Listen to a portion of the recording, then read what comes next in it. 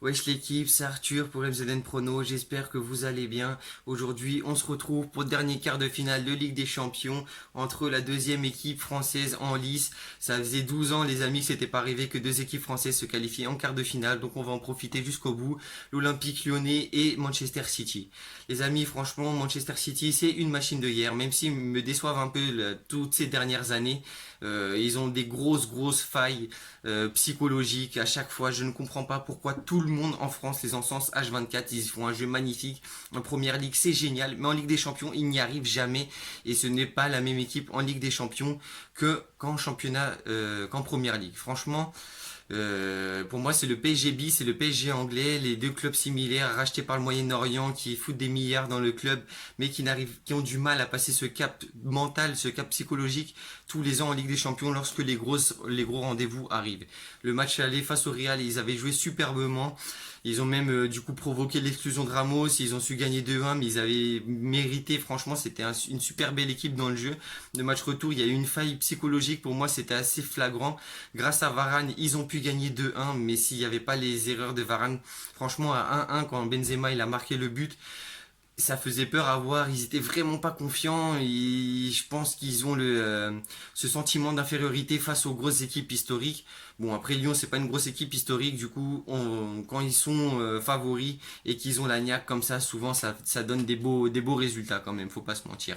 Magnifique milieu de terrain, De Bruyne, Rodrigo, David Silva, avec Ilkay Gundogan aussi. Le trio de tête, Riyad Mahrez, Jesus, Sterling, franchement ça joue magnifique, ça joue propre, c'est précis, c'est rapide, jeu de possession. Je vois bien un match du style City à une possession haute devant la surface, ils font tourner, ils cherchent les brèches, ils centrent, ils cherchent les failles. Et Lyon qui est en position basse, qui contre-attaque, du coup en attaque rapide avec Toko Ekambi, Memphis Depay ou encore Maxwell Cornet que je trouve franchement ce joueur il est très régulier mais dans les grands rendez-vous il répond toujours présent, il arrive à élever son niveau de jeu et ça fait plaisir ça. Euh, pareil, le milieu lyonnais, Oussem Aouar, Guimarães, on l'a pas encore beaucoup vu dans les grands rendez-vous.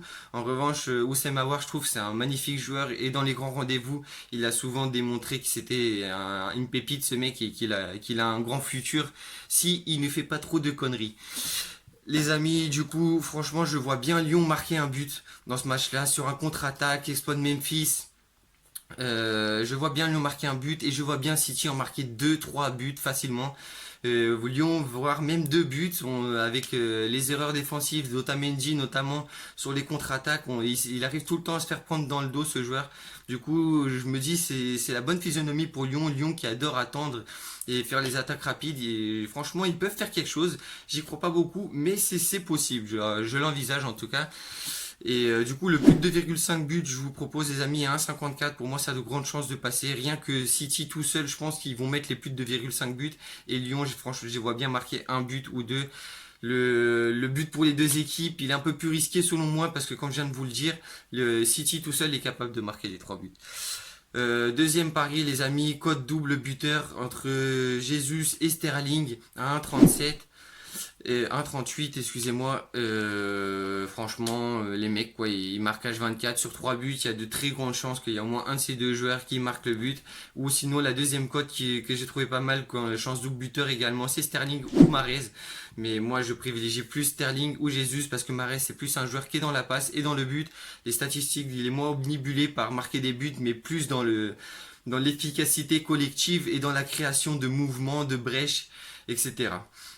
L'équipe, j'espère que mon analyse vous aura plu. Si ça vous a plu, n'hésitez pas à vous abonner. On va faire tous les matchs de Coupe d'Europe, Ligue des Champions, etc. On a des super belles affiches qui arrivent. Et tout au long de l'année, si vous avez aimé, un petit pouce pour donner de la force. Et on se retrouve dans une nouvelle vidéo très bientôt. Allez, prenez soin de vous. Bye, ciao.